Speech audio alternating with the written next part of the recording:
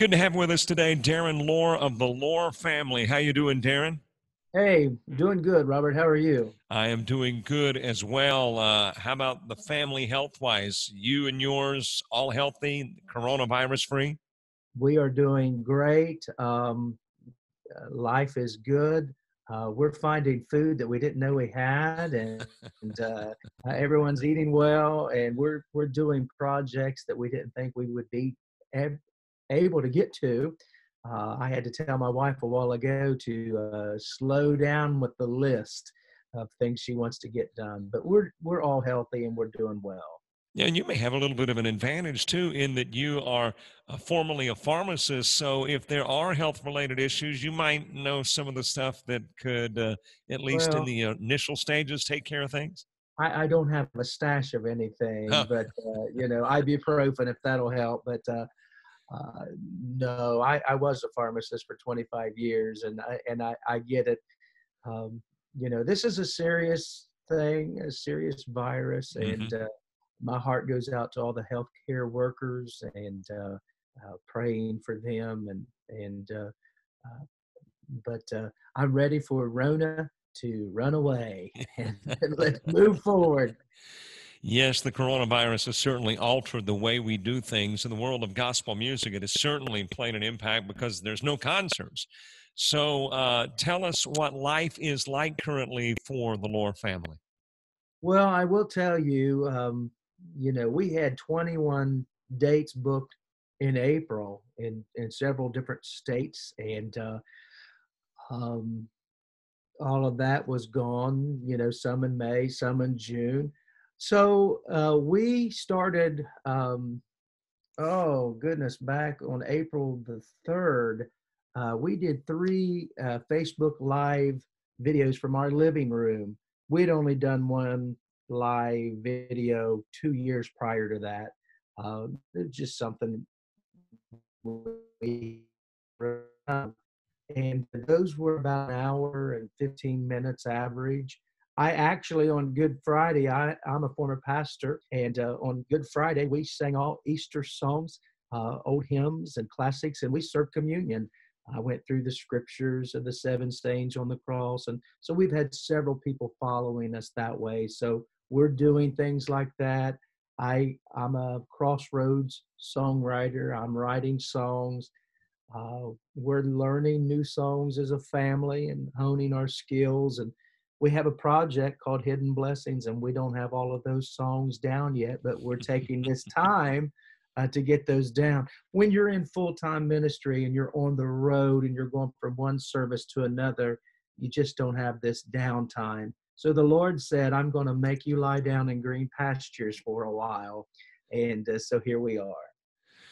Of course, you got the brand new song out, Didn't He Promise? And we're going to talk about that in a little bit. I want to talk first, though, about Mount Testimony. Love the song from, I guess, a couple of years ago. Yeah. And you mentioned that that was a song that you wrote with a story behind it. Yes, I wrote that song. The time that I was writing it, it I intended for it to be an upbeat song, but I was working the pharmacy bench, and my mother-in-law came to the drive-through. I walked over to the drive-through, and she looked at me and she said, "I found out today I have breast cancer." And the song slowed down that day. And I looked at her and I said, the only thing I can tell you right now is that this testing will become your greatest testimony. And you have a big mountain in front of you, but the Lord will help you climb it.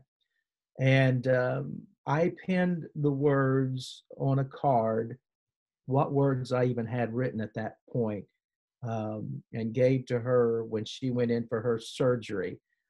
It's good to report 7 years later, she's breast cancer free. Great. Uh, and that song has been, it has been a help to a lot of folks, not just people with cancer. I've had several people that have cancer that have found help through that song, knowing the backstory. But there's people that financial problems problems with their kids, with drugs, or whatever the mountain is. God can move the mountain immediately, but most of the time, He gives us grace and courage and faith to climb them.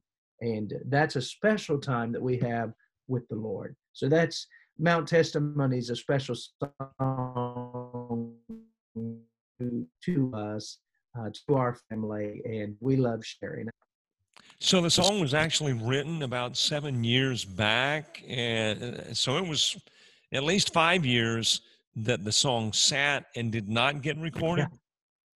No, I recorded the project, and we entitled the project Mount Testimony after that song.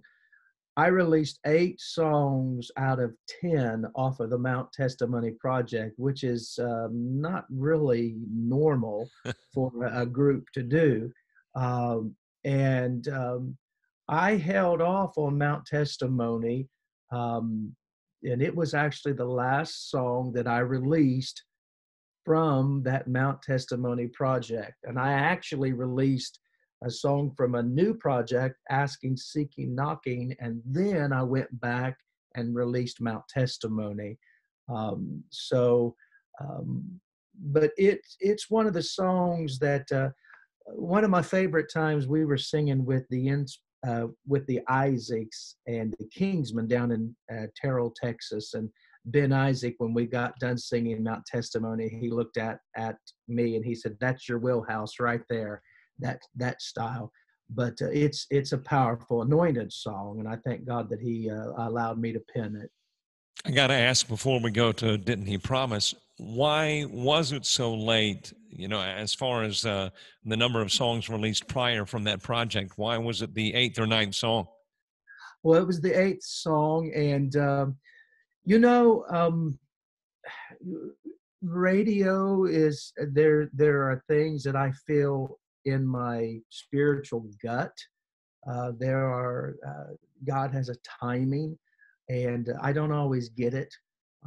You know, I had one DJ in Ohio, and you perhaps played Tim Livingston. He wanted me to release that song prior to you know, the Asking, Seeking, Knocking, but he said, "There's a special anointing on this Mount Testament project, and you need to release the song." And he was right. I did miss that. I should have released it prior. There were several other songs. I had released a big ballad called "Because of Calvary" that did well for us on radio. And so I try to alter my ballads with you know, medium tempo or up tempo songs. And just like right now, our song "Didn't He Promise?" Um, I have felt so uh, focused that this song right now is so timely. So I think it had to do with the timing. I may have missed it just a little bit. Well, let's talk about Didn't He Promise? Its origin, what prompted the Lore family to record it, and how it did become the song that you released to radio. Well, Wayne Hahn is a very well known name in Southern gospel, and he produced our Hidden Blessings project. I allowed him to have a lot of influence on songs that we selected, and he brought this song from Adonai Bowman, Carolyn Cross, and Donna Norton. And some folks may not know who Adonai is, or Adina, but her son-in-law is Joseph Hamadang. So a lot of folks will know that Hmm. name. And those ladies had gotten together and written this song just sitting in a co-write. And their story was simply they just began to talk about God's promises. And so that song was brought to us, and I just fell in love with the song. It's the first song on our Hidden Blessings project, and every time we go into a new church now, it's the first song that we sing. Folks get it. I love to sing songs that you don't have to always explain. Uh, you know, typically, sometimes you have to sing a song 5 times before a congregation gets it. Mm-hmm. There are some songs, Mount Testimony was one of those songs, but they just get it from the beginning. And so didn't he promise, oh my goodness, with this time right now, with this country in such the world is turned upside down. This song is just fresh. It's filled with hope and inspiration. And if we're going to get through this, and we will, it'll be because we're holding on to God's promises. And every day, you were a full-time ministry. Every day we're like that little lady that's scraping the bottom of the flour barrel and the oil, and we're like, Lord, you do know that I walked out of a pharmacy career after 25 years, 5 years ago. You do know that I'm not pastoring 150 people and I don't have that salary.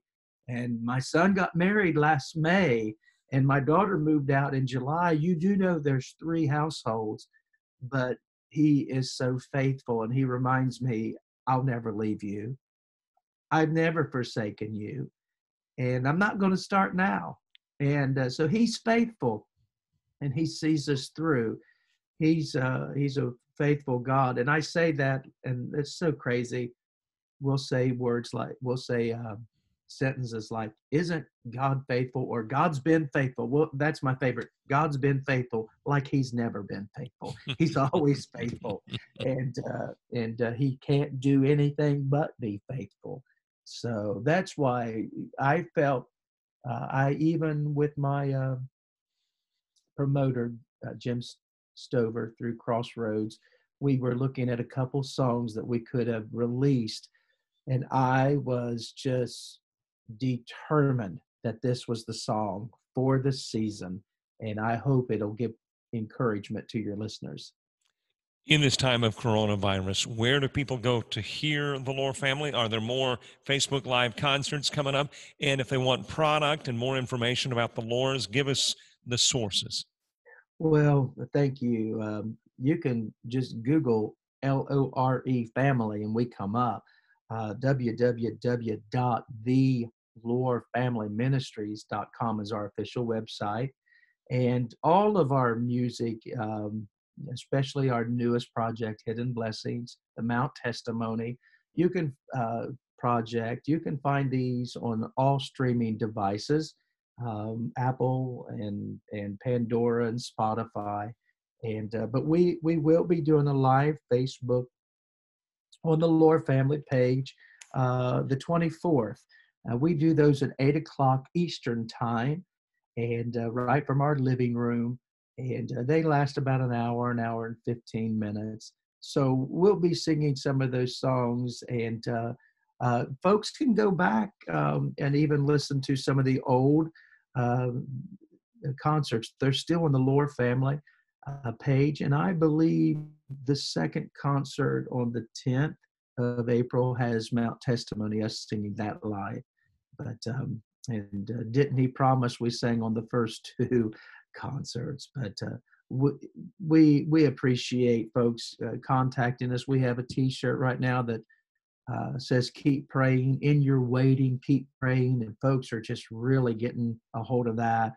That's a song on our new project, and that'll be a release coming up down the road, I'm pretty sure. But thank you for asking. And for those that would like to donate to the ministry, can they do that through the website as well? Oh yes, we're scraping the barrel, and we thank God. And folks can go. We have PayPal, and folks will call me, and they'll give me a credit card number, or many like to send a check, and we like to go to the post office and cry and rejoice when we get those. Yeah, somebody said, I can't give you very much, and they gave us $10.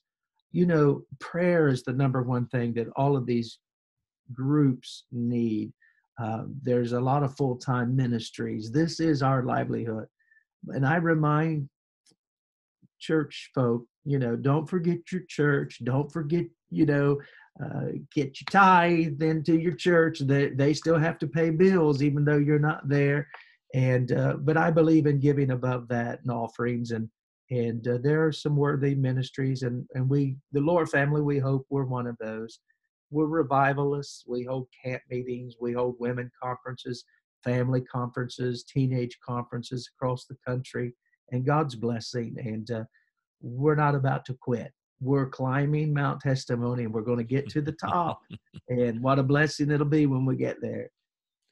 Darren Lore, Lore family out of Ohio, thank you very much for chatting with us today. Great to have you, and we look forward to more great music from the Lores.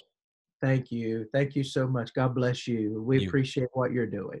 you as well.